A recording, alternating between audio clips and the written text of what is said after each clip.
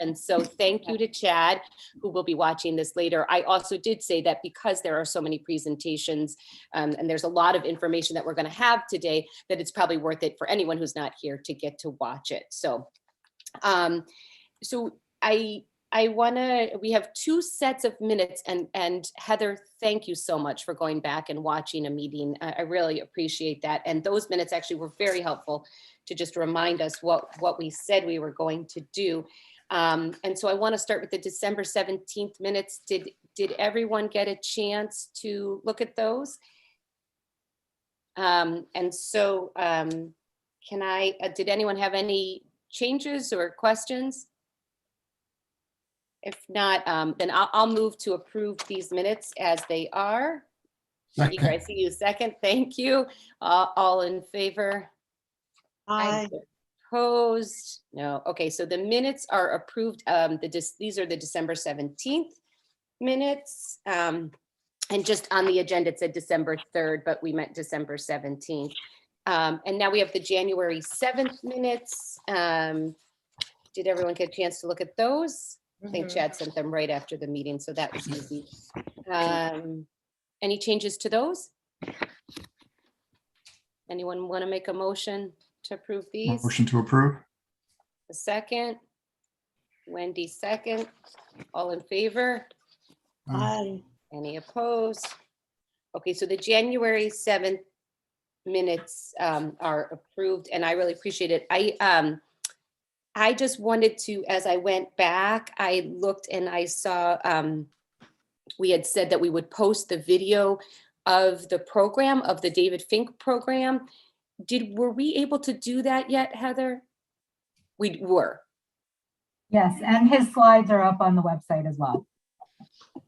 Okay, that's great, because people have been asking me for it, so I should have just checked the website. And so, okay, so that's great. And we also had talked about, and we can do this for further steps, but we had talked about possibly passing that out again, like having a time that we would maybe show it again. So let's not forget that. And then the other thing I had is, well, I could put it in next steps. It's fine. Okay, so. Also, for those of you who weren't here at the very beginning, Wendy had passed out some articles that are of interest, and Heather will be distributing them after this meeting. Okay, so you all probably got the very detailed information from Erin, and Erin, I really appreciate it. This was really helpful, and she is going to present today on zoning regulations so we can better understand what we have. And think about what we might need to change. So thank you, Erin. Good morning, everybody. Thanks, Sarah. So yes, today we're going to get into some of the meat and potatoes of what our policies, our current policies and regulations are in town to determine if they are helping to facilitate affordable housing or perhaps acting as a hindrance to our housing growth or affordable housing creation. So 2 documents that you need to be aware of and understand their role in the town. And the first is the Plan of Conservation and Development. And so each municipality creates this document, and it's a community document essentially, that provides a 10-year vision of how the town would like to see themselves, our community, with respect to development and protection of resources, or how we grow. And so that document then serves as the framework for creating specific policies, whether it be an ordinance or a zoning regulation that can help implement these ideas and facilitate change in the town. So when we're looking at our current policies, we do want to start with our Plan of Conservation and Development and see what the goals may already be for the town, and see if any of those may need to be adjusted, or how we have responded to those goals. Madison is just coming up on a rewrite, an update of our Plan of Conservation and Development. It was last updated in 2013. So the information that I have provided to you is based on that 2013 Plan of Conservation and Development, also known as a POCD. So I think, is it easier if I just screen share the charts for you so we can all be on the same page here? Okay. So here's a basic breakdown for a table here for Plan of Conservation and Development.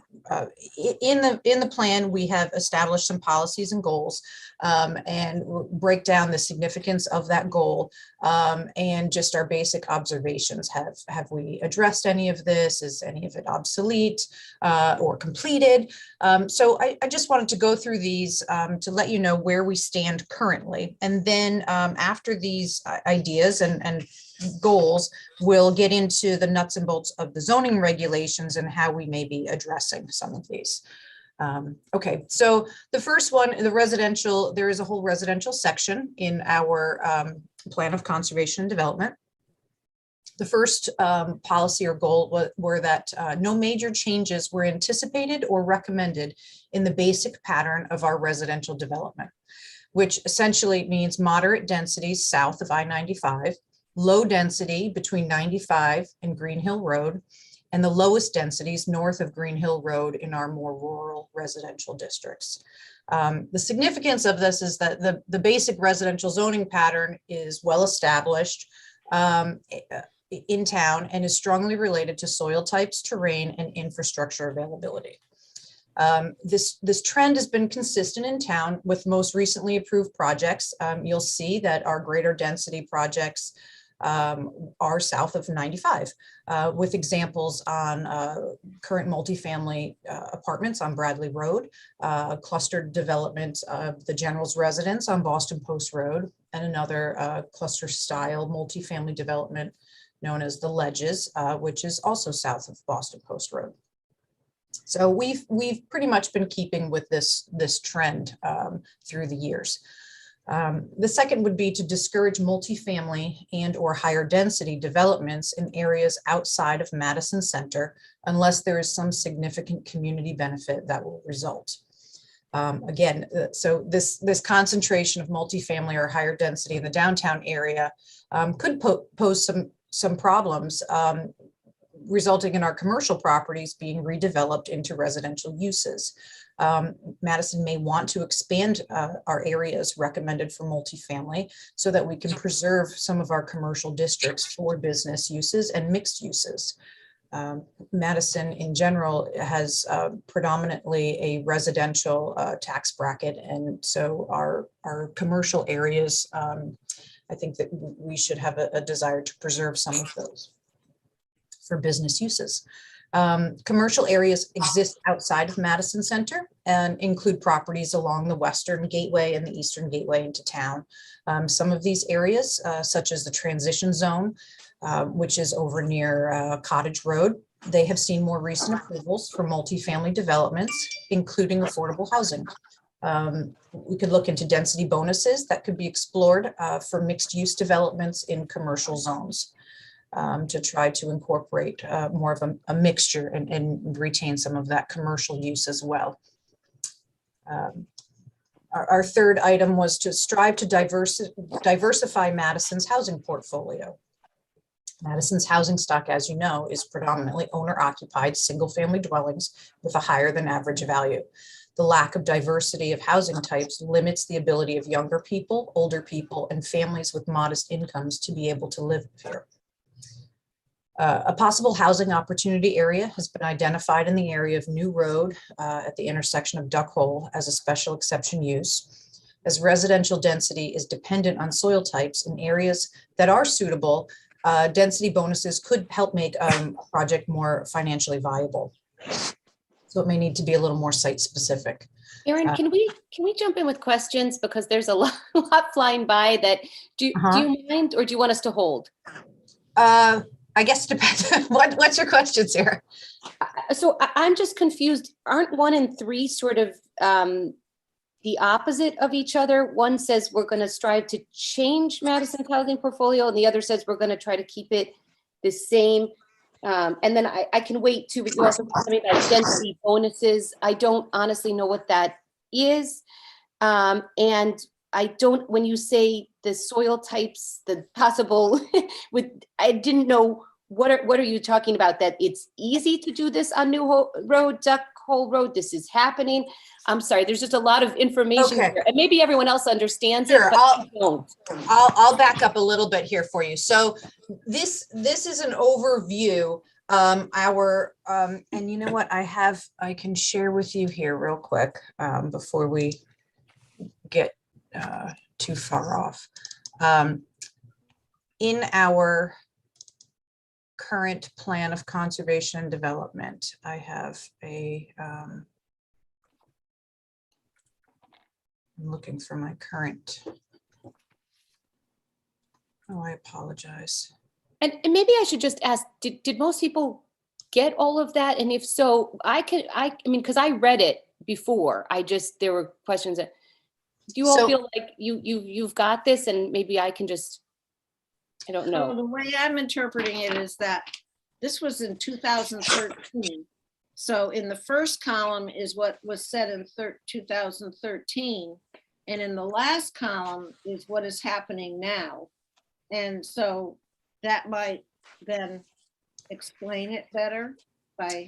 Yeah, I guess Yeah. I was talking about the first column of 1 and 3 seeming, My sense, Sarah, of reading the plan of conservation and development is that there's a general understanding that our resident, our town is mainly residential, single family use, and the town wants to preserve that to some extent.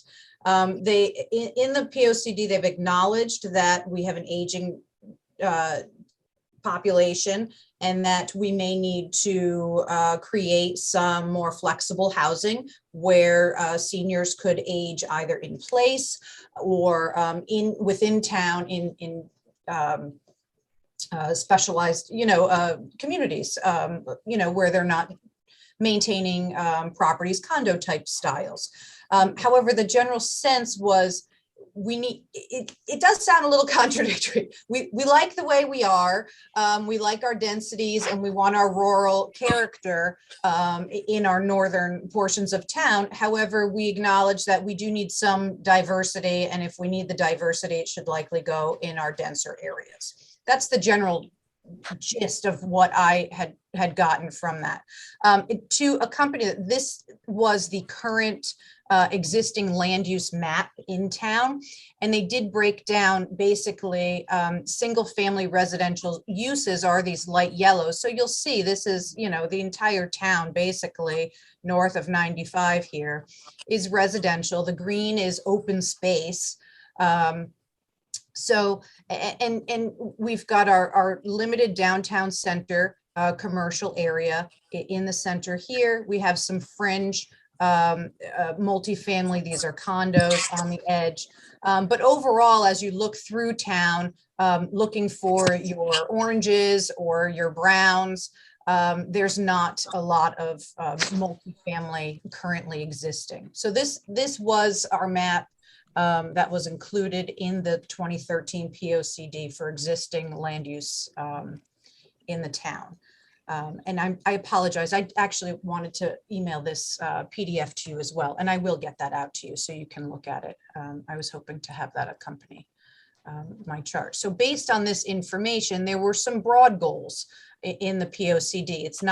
It's not specific regulations. We're going to get to that in the zoning regulations. This is just the overall vision for what the town and some ideas to work to achieve. And they don't necessarily call out specifics on how to achieve that in the POCD. So with respect to soil types, so the entire town, we do not have any sewers in town, public sewers. So development is based on soil suitabilities for subsurface sewage systems, private septic systems. And so that's essentially a limiting factor in development on properties. It limits the size of, your density that you can have on a property based on what kind of septic systems you can get in there.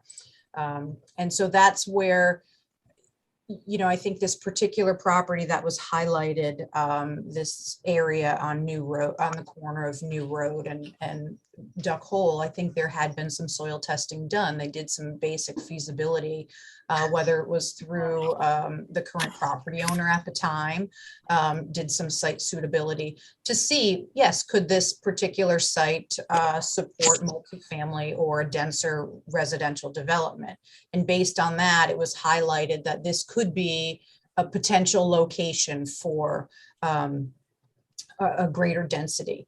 And if those soils are good, then perhaps our regulations could allow for greater densities than we would normally allow, number of units per acre. We might say, oh, okay, well, if this is an area that has great soils, maybe we'll look to have 10 units per acre or 12, and bump that up to make the project a little more viable to attract that type of housing development. So that's where a density bonus would come into play. In some areas, you may not be able to get that just because of the specific site suitability. So it does vary throughout town. Did that answer your question a little better? Okay. All right, so let's see. Are we on strive to diversify Madison's housing portfolio? So yes, we are predominantly single family, and that could limit younger people coming in, starting out families, and older residents from having suitable housing. Okay, so we went through that one. I apologize. It doesn't take much to derail me, Sarah. Address the housing needs of our older residents. So this was called out in the plan that Madison has an aging population, and we are aware of this as well as part of our current demographics study. It's anticipated that there will be a growing need for elderly housing for people with limited economic means. So creating dedicated senior housing can open up existing housing stock for new residents to come in as well. Ways to address this could include ensuring that local zoning regulations don't prevent minor modifications to existing homes so that seniors can age in place.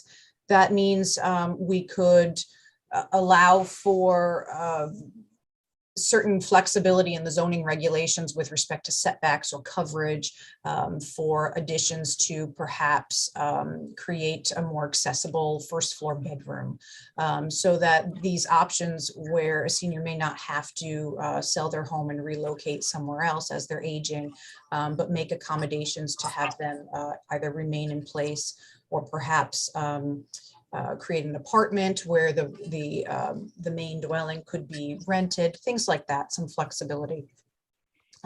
Another option is to explore low maintenance condominium style, affordable independent housing developments, and or housing with a fuller range of services available to provide that diversity here. Address the need for housing which is more affordable. So this is called out in our plan, and discouraging conventional development patterns of standard subdivisions and encouraging clustered developments or open space developments creates alternate types of housing that may not necessarily be affordable, but it does create a more diverse market. So my suggestion or my initial observation would be to reevaluate the open space conservation development regulations in section 7 of our zoning code, which could help maintain the desired development patterns in town, but also allow for increased density within a smaller footprint, preserving that desired open space and also reducing development costs. So finding suitable locations where we may be able to cluster more density in a smaller footprint in our northern areas. Next goal or policy was address the need for housing which complies with accessibility codes such as ADA, Americans with Disabilities Act. With respect, this is significant. With respect to our aging population, Madison does have some housing dedicated to older persons.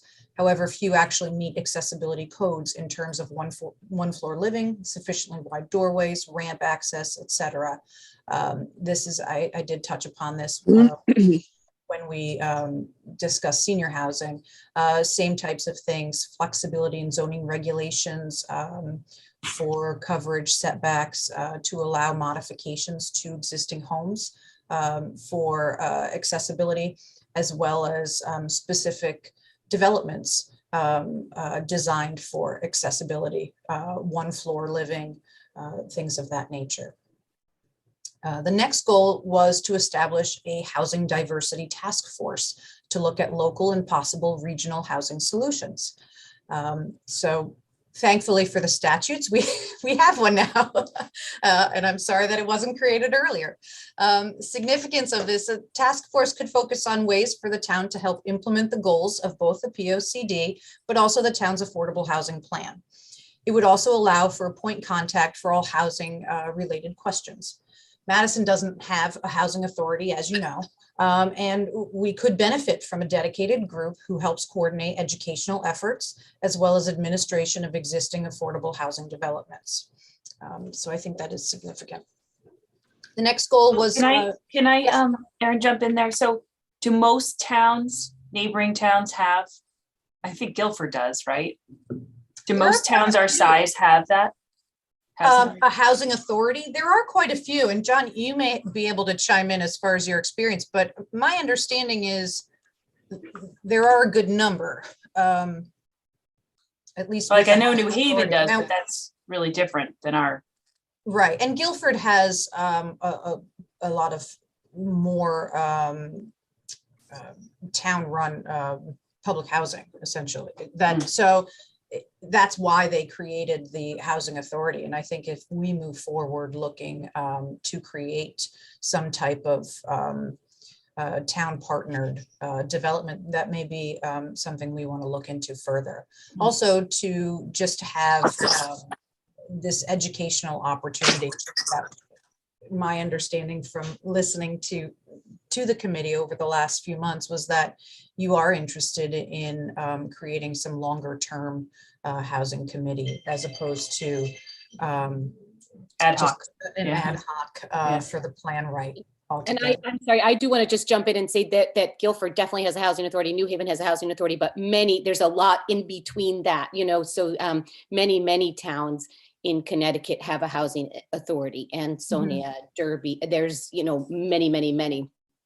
And that is something, if you all remember, that we explored in the beginning with Guilford, how they did that, and then we kind of let that drop, but it's something to think about. That may end up being a goal of our affordable housing plan, to establish some more permanent, a shorter term goal, Okay, so review the provisions of section 26 of our zoning regulations, which is the affordable housing and housing opportunity districts that exist currently. So Madison has had affordable housing provisions in our zoning regulations since 1990. However, these have been rarely used. These regulations, my observation of this is the affordable housing regulations, along with the housing opportunity district, which is section 26A, include minimum lot standards and lengthy application processes. There's little incentive for developers to use this process when we are subject to 830G applications not having our 10% minimum. It's a lot easier for them to go that route rather than to comply with our and go through our regulatory process. So that is something that we should look into further, and I'll discuss that in the zoning portion. Next goal is to consider other programs and or regulation changes that might help address our local housing needs. So both town ordinances and zoning regulations could incentivize development through tax abatements or density bonuses, as I mentioned earlier. Additionally, first-time home buyers could, through CHAFA, secure reduced rate mortgages, down payment assistance as well. And often people are not aware of that opportunity. The statutes in section 8-2I, inclusionary zoning is a tool that Madison could utilize to increase affordable housing. It would mandate a minimum affordable housing number, or if those are not being met, and actually a fee in lieu that could be similar to our open space fund. It would be that affordable housing fund that could be those developments who can't provide any affordable housing in this particular area could then pay into this fund, and those monies could be used towards a development that could create affordable housing. So we don't currently have any regulations of that nature, but the statutes do enable them. Madison has granted tax abatements for both affordable and market rate housing developments in the past, so we do have that ability currently. And as I said, public outreach on governmental programs available to first-time buyers can help educate our community and realtors and provide options to purchase. And lastly, one of the goals of the POCD was to establish whether an incentive housing zone, as authorized in the statutes in section 8-13M, might be appropriate for Madison. So these are the significance of this is as of right housing development with a minimum of 20% dedicated affordable units. Meeting other criteria essentially are eligible for financial incentives and could target specific properties for development or redevelopment. We currently do not have an incentive housing regulation, but again, that is something that is provided within the statutes, and we may want to explore that further to see if that may be a good fit for our community. So those are our broader goals that were established in 2013. Now I will go through the zoning portion unless anybody has any questions first. And I just had just a quick comment that might be helpful to people. You know, you can get to the POCD on the town's website. And the way you do that is you go to boards and applications, and then you go to planning and zoning. And then for what reasons I'm not sure of, it says, then you go to applications. And once you open that, you can see the POCD. I'll send it to you. It's a little cumbersome, and it's not in one document. You have to save 6 or 7 at the same time. But when planning and zoning meets, we have to think about our decisions in the context of the POCD. So most of us keep it at hand. That's all. Right. Thanks. And thanks, Peter. Coming into this over the next year, as we start getting into the weeds here and reviewing our current plan and our goals, I would encourage all of you to be aware of that and involved. And I will keep you up to date on our progress there as we reach out. We will be getting looking for a consultant to have on board for that process as well to help guide the town through it. Okay, so I will switch over here. Oh yeah, sorry, Sarah. I really appreciate this. It's a lot of information, and I appreciate that you gave it to us so that we can read it, just sort of in the interest of time. And also, I really just, I'm looking at some glazed looks and I can't tell if it's Zoom or what, but like now we're going to go to zoning regulations. And I think if we sort of, I'm really going to lose you. I think you are. And I'm just, I almost lost myself. spade a spade. And so, if you are all listening and taking notes like I am, good for you. But if you aren't, so Aaron, what do you want us to know from these next zoning regulations? Because there's a lot, what's the meat that's helpful? And also keep in mind, and I do this a lot as a lawyer, whenever you have your own trade, you have your own words that you know very well, but I'm not sure this group knows them as well. So like, I didn't know what density bonuses were. That's what I was trying to ask you. I don't even know what that is. So if you could just talk to us, not like we're your kids, but like we're, people who really want to understand this topic, have like about smart kids to digest Our kids. My kids are smart, but they're not going to focus for that long. Unless we're. And honestly, Sarah, our zoning regulations, and it was a very good exercise for me to go through our entire zoning code, looking at residential uses. And I was Yeah, God bless you. I was very surprised to see how many different regulations we have relating to housing. It's somewhat overwhelming for me. And I do believe that our regulations are all over the place in some ways, and we are in need of a comprehensive rewrite of our zoning code, restructuring, regrouping, and yes, cleaning things up and simplifying our process a little better. However, it's something that we have lots of notes on just from staff here of issues that we're noticing, but it makes sense not to do this comprehensive overhaul until we work through our plan of conservation first. Because as our goals change, we want our regulatory document to reflect those goals on how we can help facilitate these ideas that the town has. So I assume that our goals will change from 2013.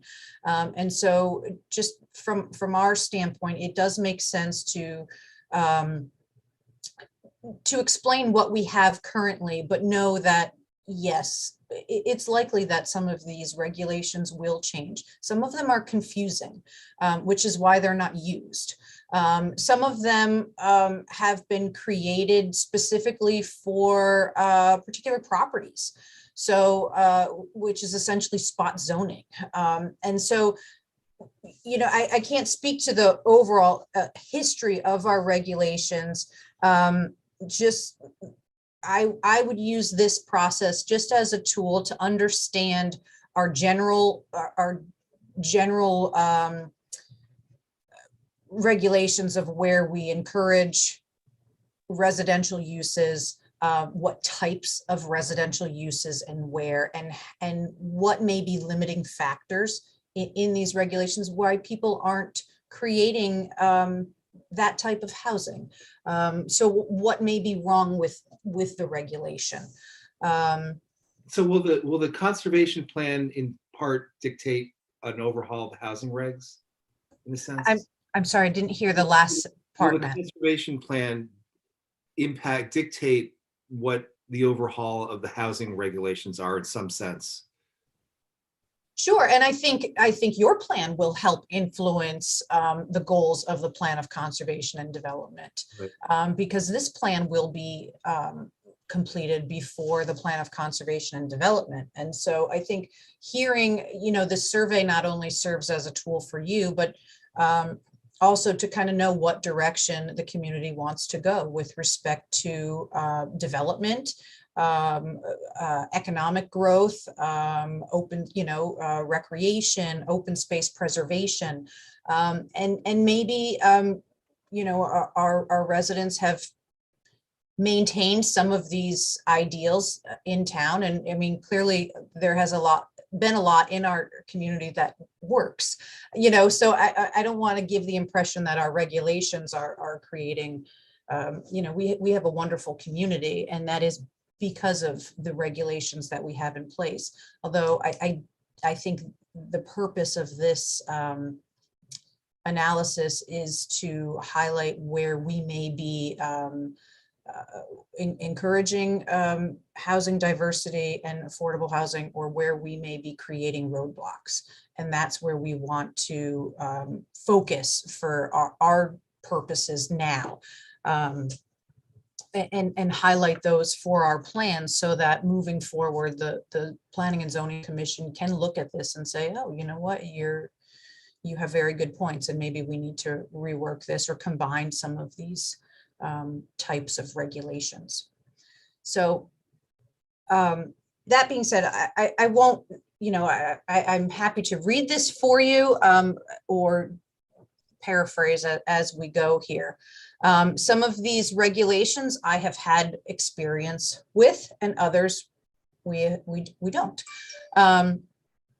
So our residential density, as you're many of you are aware, you know, the relevance of this is that increased density allows for more housing units on a given piece of property. It also increases the financial viability of a project and lowers costs.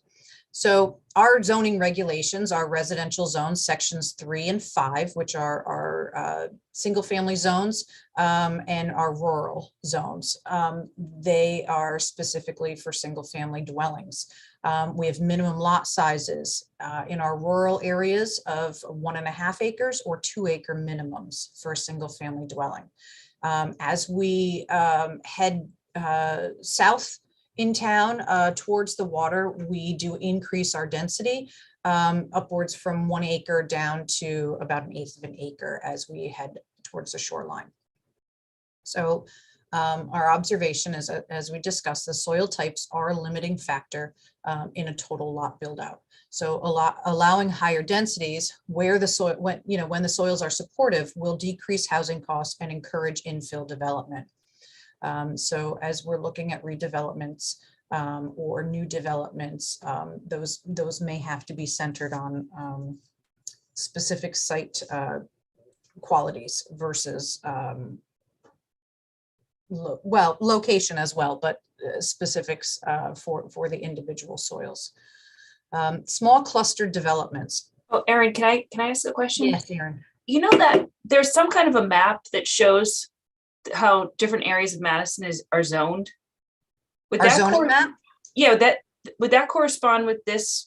So our zoning analysis? map, this is not a reflection of, I mean, yes, I'm referencing sections in our zoning code, and the particular zones are shown on our zoning map, but there are many uses that are permitted in some of these zones. So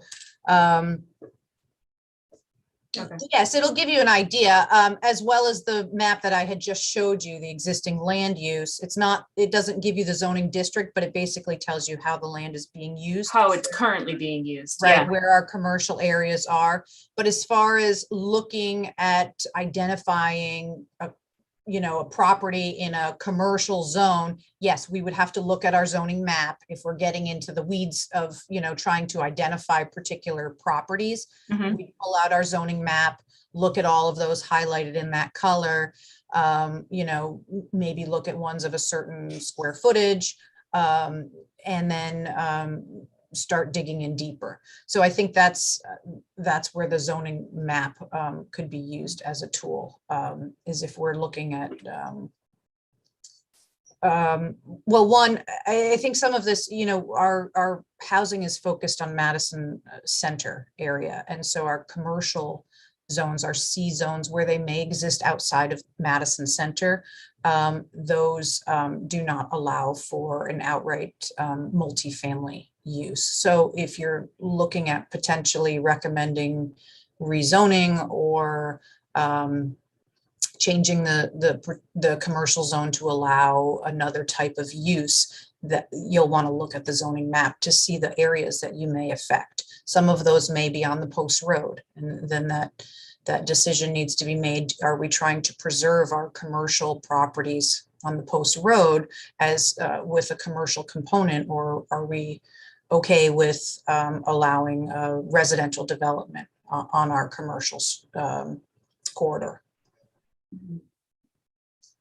I'm happy to share. I can send out the zoning map as well. Yeah, that'd be great. I just think to be able to see it is helpful.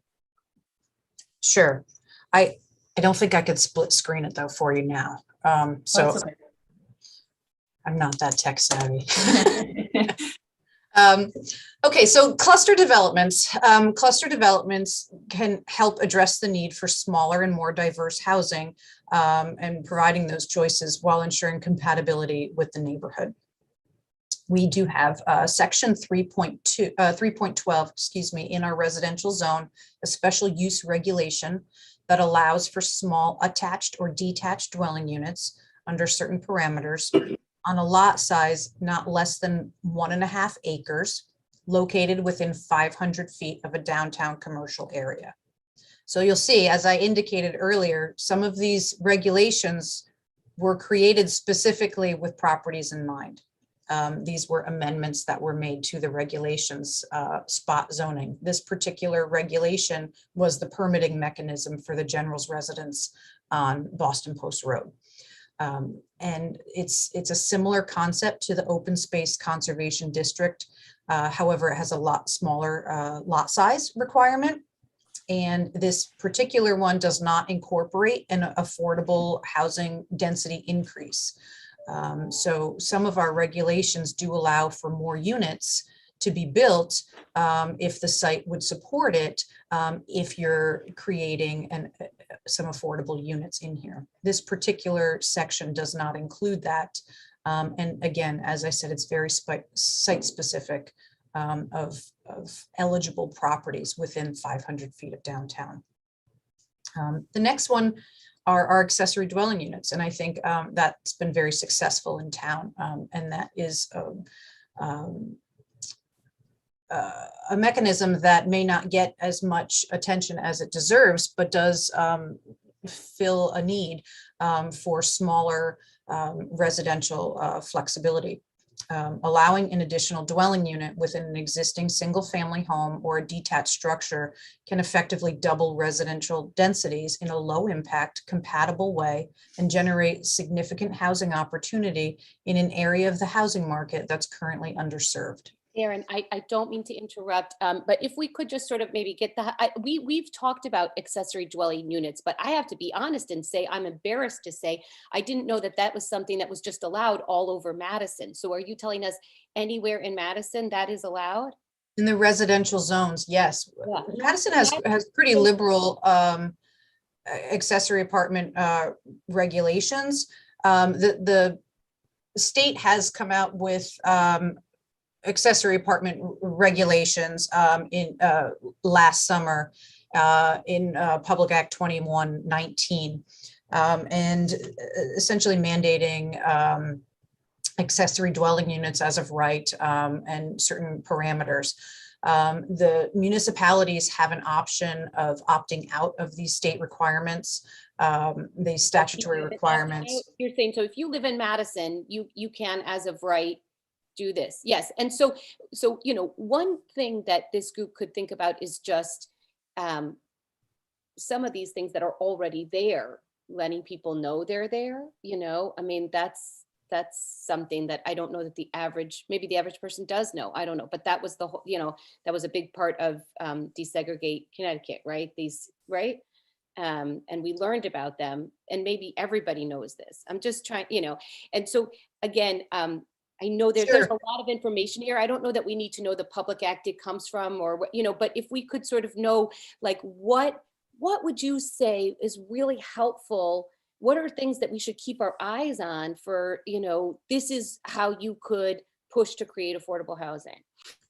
Well, I think the educational component, I think that's a great idea. Educating our community that we have this existing regulation that can be utilized. I think there are some changes that can be made in the Planning and Zoning Commission, and then ultimately the Board of Selectmen as well will have a responsibility this year to decide whether or not Madison will be adopting the state standards for accessory dwelling units, or opting out and having a little more specific regulations centered for Madison itself. And so that's something that the Planning and Zoning Commission will be working on a little more this year. One option is, you know, the state language does not allow accessory apartments to count as affordable dwelling units. And so our community should look at that and decide, you know, a way we could increase our affordable housing. We could allow perhaps a tax incentive for a property owner to have a deed restricted affordable accessory apartment. And so that's an option that would not be possible through the states adopting the state's language. So if we want to explore easier ways, you know, a lot of accessory apartments are actually affordable and fall within that affordable range. However, they don't count towards our affordable housing stock. So that's something that I think we should explore, and perhaps the committee would have a recommendation to the commission on that. It may be an easy way that Madison can start building our affordable housing units. Can I ask you a question? Are there guidelines? I'm sorry, my camera just decided to break. I don't know why, but are there guidelines for the size of these accessory dwelling units dependent on the lot size? It's just a straightforward, right now they're between 400 and 800 square feet. The state law would require a min of 1,000 square feet. I think it would be between, I believe the smallest you can get is 400 within the building code. Yeah. So isn't it the lesser of 30%, Aaron, or 1,000? yes, of the existing, yes, of the structure. So it is based on the existing dwelling. But Madison currently does allow them in detached structures and within the existing home or in addition to the existing home. We do have a requirement of owner occupied in one of the units though, which is different from the state. I can give you, we did a comparison between the state model and our local model, and I can share that with you.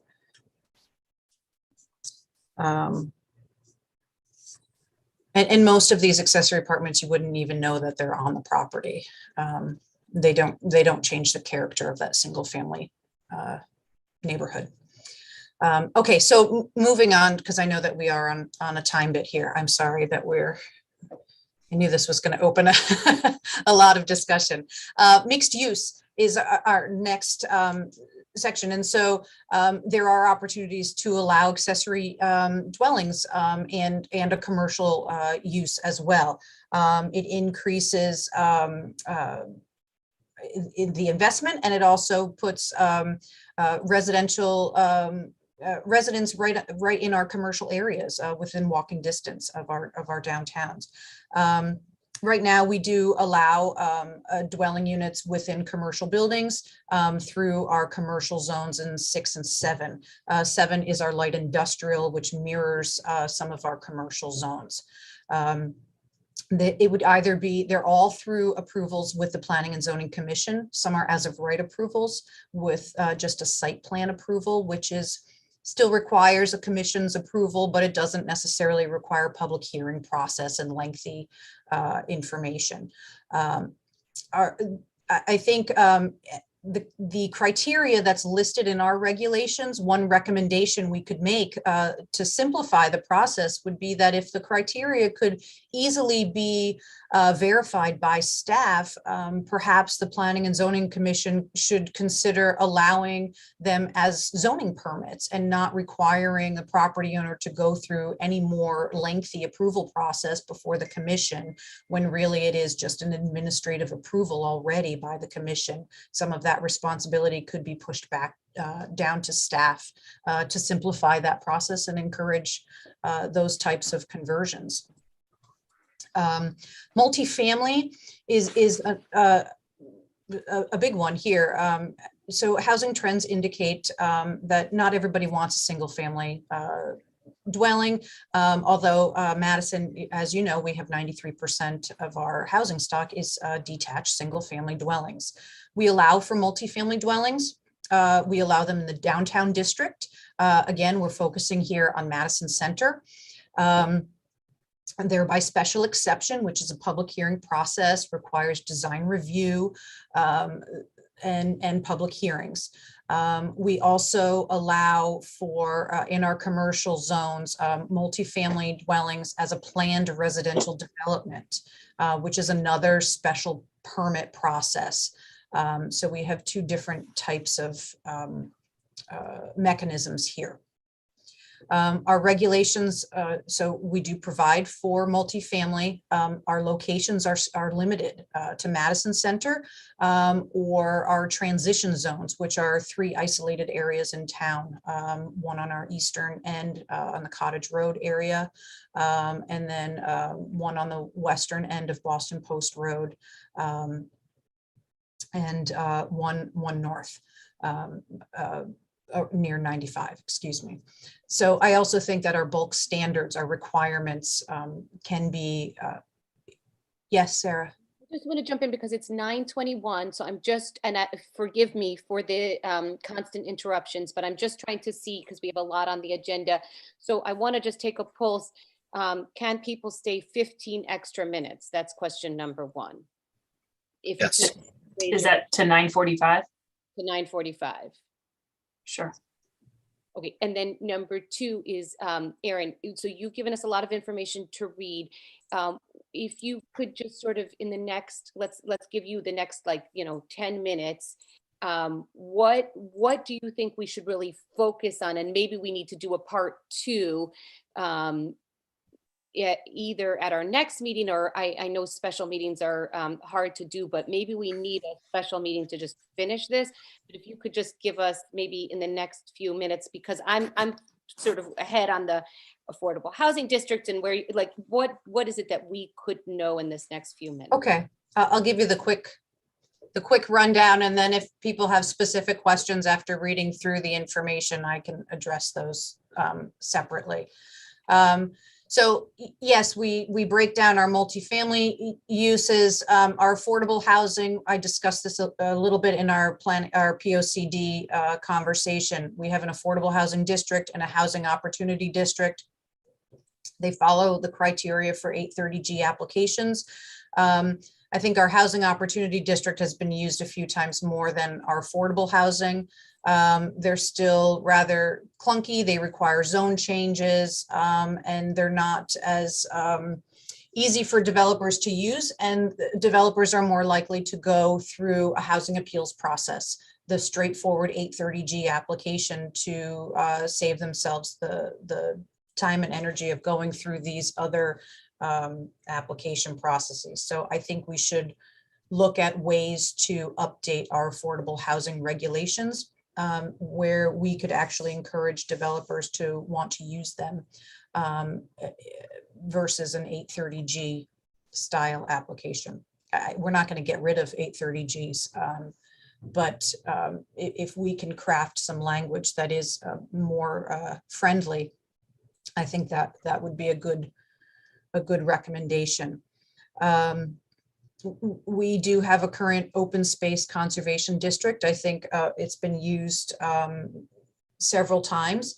It has a minimum of a 5-acre lot size. I think it's a useful tool. I think, again, we can go through the nitty gritty of each of these mechanisms that we have to look at, is our minimum lot size too big? Is it too small? Can we reduce some setbacks or find other dense, ways to encourage a developer to come in and use this style zoning permit process? The last two, one that is a, excuse me, so the planned residential district and this planned development district, it is a way of a spot zoning, but it gives the planning commission a little more of a broader picture. Right now, if somebody comes in and wants to change a zone to do some type of project, there's no guarantee with the commission to approve that specific project at the same time that they would allow this zoning amendment to change the use on the property. So when you change a zoning map, it's a map amendment, and that may, for example, say we changed to a zone that would allow for a multifamily use or a mixed use development. The commission is not approving a site development plan, a specific project, at the same time they're changing that map. So sometimes they fear, well, if we grant this zone change, you're going to go ahead and sell the property, and somebody else buying it may come in and want to do a project that's totally different. And now we've given it all away by changing this zone, and we have no guarantees. So there's this planned development district concept that the town has adopted also. We adopted it in 2019, has not yet been used, although it's been used in other municipalities successfully. Where an applicant comes in, they want to change their zoning designation. They create their own zoning regulations, but at the same time, there's a master plan for what their project is going to be. And so it's a combined process where, contingent on this master plan, the commission has the ability to change the zone. And so it's a map amendment and a regulation amendment specific to this property. And that could be used on, on targeted properties to help create, a mixed use or affordable housing development. We're just, even if it wasn't an affordable housing development, just a project that may not necessarily be able to work under the underlying zoning regulations. So it gives the commission the ability to very carefully review a project, make sure that it is specific and sensitive to the neighborhood around it. So I think I know that was created by my predecessor, and I think we may be having some development under that context coming to town in the short term here. And that would be an interesting way to redevelop a property. So, I think bottom line, I mean, there are some major questions with our, let's see, with our zoning regulations. We're predominantly single family. Does the town want to allow 2 families in every single family zone? Do we want to allow multifamily in our commercial zones as opposed to just mixed use? These are some policy changes that need to be considered. And what are the implications of doing that? And our clustered housing or our conservation concepts, those may very well work in our northern properties. We may have a larger parcel where we could get some density set off, and that's hardly noticeable, to be honest, with the open space that is provided around that. So there are ways to tuck in developments in our existing single family neighborhoods that can increase density in other areas. I think that is a concern of limiting all of our density to just this Madison Center, our downtown area. I think we are limited with septic there. It sounds like there are several ways to do that from what you just outlined. Sure, I think there are, and I think that's our next step now, is to start bringing some of these ideas to you. I mean, it would be helpful. Well, I don't know if you can do this, but it would be helpful to see that what you listed off several that I wrote a couple down, but to see those and what they could possibly mean going forward in terms of affordable housing, because that's already in place. That's something that I might have been vaguely aware of a couple, but that's really interesting to me. So I was very surprised too, Matt, on how many different mechanisms we have for housing in town. I do think it's too much. I think some of them can be combined and streamlined. But yeah, like you said, these planned developments, there are ways to, and I think that was the intent of the regulation to allow the general's residence. That was a very specific regulation that was created, and that probably could have been achieved by other tools as well, to get the same outcome. So yeah, I think now that it's all here on paper of what we have now, some of that's going to be my homework as well, and running some of those ideas off of John, to give you actual recommendations. Erin, thank you very much. And I think what we might need to do is do a part 2 of some sort in the next time we meet, to talk about, so maybe everyone can sort of read everything now that we've had this presentation, read it again, and give some thought to questions that are going to move us forward in terms of affordable housing. And like Matt said, there are things here that maybe some of us knew, but some of us didn't. So I think that would be helpful. I'm sorry that I see we have bitten off way more than we can chew at this meeting. So I do want to, I want to skip John for 1 second, and I want to just talk very briefly about the second survey. At this point, the group got together, presented a survey. John also presented a survey. Aaron very helpfully synthesized the two surveys, which were very similar. And I'm sorry, I sent out a draft late last night, which was not really changing much, but I looked specifically again at SCROG, making sure that we weren't asking the same questions. And particularly, I had a few recommendations. Just the feedback we got from the last survey was that there were just questions people couldn't answer. And so some of these, like, so I took out a few of those, and you can look and see.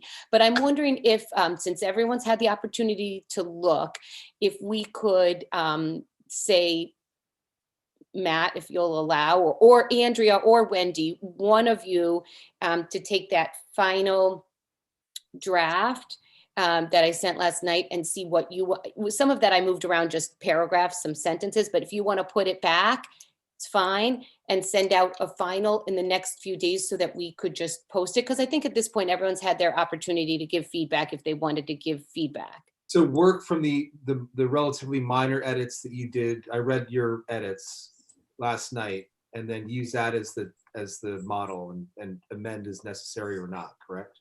Yeah, which was really Aaron's draft, synthesizing yours and John's, which were almost the same. And I thought very good. And then the only other question is, and I don't know if this is for you, John, or you, Rachel, or you, Heather, I'm not sure, is the next thing is to put it into a format that people can, a Survey Monkey maybe. And we have a few write-ins that I think would be very, very helpful, but I don't know, is that doable so that if Matt gives you a final draft, can we have as many write-ins as we have in these drafts now? Are you able to turn it into something that people can actually answer? Yeah, that's no problem. We could turn around a Survey Monkey, with under a day. It's real straightforward. So Matt, would you, what I didn't want to do is be responsible for changing anybody's words that you say, like, no, I want that. And so yeah, we'll get you a draft with what's today, Friday, midweek next week. Okay. And then you had a draft with the final to John. Yeah. Great. And you can send it to the whole group, but John, then you would turn it into something. And then maybe we could start posting it next Friday. And Heather, I recommend we do exactly the channels we did for the last survey. We got such good results, but in particular, I really think one of the ways we got really good results is something that I know Peter did, I think other people did, where you take your list of people and you send out the link to them. I think that would be very, very helpful. I can contact the library. I know that we had the towns. I've got a meeting. Thanks. Yeah. Okay. Bye. So Heather, are you able to do, once we get the link, sort of send it out? Absolutely. And we can post it on the town website again. Great. Send it out to the town channels, definitely. Great. And for those of you on Facebook, I think let's post it, let's post it as much as we can, or post it in your own. Okay, so that takes care of this survey, and I really appreciate it. I just didn't want that to sit. As far as the follow-up to the SCROG meeting, I'm going to put that aside for now, except to say the SCROG has offered us another meeting, and I did sort of want as many people as can come from this group. It will be helpful, but I'm trying to coordinate a lot of different people's schedules because I have to pick one time and date, is from what I understand. I don't think I can pick like several. And so I just want to, just by a show of hands, I know you can't possibly know your schedule, but there were like 9 days. A lot of times they had a 10 o'clock slot, a 1 o'clock slot, or a 6 o'clock slot. Is one typically better? So I'm just going to, by a show of hands, is 10 o'clock typically better for people? See, John, 10's probably better. 10's better, you're saying, Peter? Probably. I mean, I can usually, a lot of us can move things if we know about it soon enough. Totally. Okay. I'm just wondering, is the 6 o'clock something that we would want to shoot for? no. I think it's the division between those of us who are working in this area or not, because I thought maybe a 6 o'clock would help those of us who are volunteers, who are doing their normal job during the day. So, all right, what I will do is I obviously First Selectwoman Lyons and some other people really have to be there. And so I'm going to go by their schedule, and then I will send out something to the group and let you vote maybe over the next few days, because I think otherwise we're going to lose the slot. So, okay, so Sarah, if I can just pause really quick, I might be able to put together a poll that has a link that we could send out to everyone so that they can respond when they're available, and we can look at it all together. you know, Heather, if you would do that, I mean, I know doodle polls are very easy, but the one time I did it, I ended up giving European time to a bunch of people. And they thought I was trying to meet them at 3 a.m. I'll give it a try. If you would do that to this group and also to the group of people I sent to last night, we might as well shoot for the maximum amount of people that can come, because this is sort of our one shot with the consultant. And so thank you. And they do have so many times. So if you would do that, and please, if you're able to answer the doodle poll, fine. Okay, so moving along, I did see in our notes that in 2 weeks, we had that, John, you would present option. I had sort of something about options. If you look at the December 27th minutes, you'll see what I'm talking about. But maybe what we want to do is plan for Aaron, this follow-up on the zoning in 2 weeks. And then, John, did you want to say something about that, or Rachel? So yeah, I wasn't sure if it was 2 weeks from today, but we can, I would say we maybe push that back, and relative to the narrative, the demographic narrative that Rachel and I prepared for this meeting, which was late, I apologize. Perhaps we could have next meeting 2 weeks from now, a part 2 with Aaron, and then give people a chance to read through the narrative. Because basically all we did was we took the presentation that Rachel and I did last time, as well as the presentation that Sprague did, and put them into sort of a written, basically, sort of a draft form of the first few pages of an affordable housing plan. So if you guys could sit with that, maybe take a look if you had any questions or edits, but it may be worthwhile letting you read it first, then we'll go through it. And then maybe for the following meeting, which is maybe 4 weeks from today, we'll go through a list of best practices and actions from other towns in their affordable housing plans. But I think that's a good plan. I apologize. I realize not everyone stays up till 2 a.m. like I do. So I did read your information. And I just want to ask you, what you guys wrote, is that what you would envision being, that's like the beginning of our plan? You wrote it in that, yes, that's actually, yeah. And to be sort of the narrative, beginning of the plan. Yeah. Along with some pretty pictures and graphs and Exactly. Yeah. Okay. So great. Okay. So our homework for this next, we have, we're going to finish the survey. I think Erin gave us a lot to chew on, and I don't want us to just push it aside. So maybe going back to the zoning regulations that she presented today, I'm thinking about questions we have for in 2 weeks and what this could mean for us. And then John will present in 2 weeks. And at the same time, we will have the survey going out. And I think that's probably enough for right now. Does anyone have any questions, or have I missed things? I do. Yeah. How long should we have the survey out for? Oh, that's a very good question. I'm of the mindset that, a week or 2 weeks, like the longer you have it out, people just wait and don't do it. I'm of the mindset of, I've just seen this from different things, like giving a deadline and then like of a week and then maybe pushing it again for another week, but I would hate to have it out for more than like 2 weeks. I feel like with the SCROG, we got a lot of responses right away. And then not that many. So, I mean, I would say if we can, looking at the calendar, and anyone feel free to say that's not what you think, but looking at the calendar quickly, if let's say we said we could get it out by next Friday, January 28th, giving a deadline of February 11th, and then maybe if we find that people are answering, extending it to the 16th or something like that. How do people feel about that? That's fine. That makes sense. Okay, and then John, once we get that data, are you, I'm sorry, John and Rachel, are you able to then look at that data and present it to us? I mean, put it, yeah, you can synthesize it pretty easily like Scrog did and yeah, okay. Okay. All right, I think, does anyone have any other questions or follow-up that we need to put on?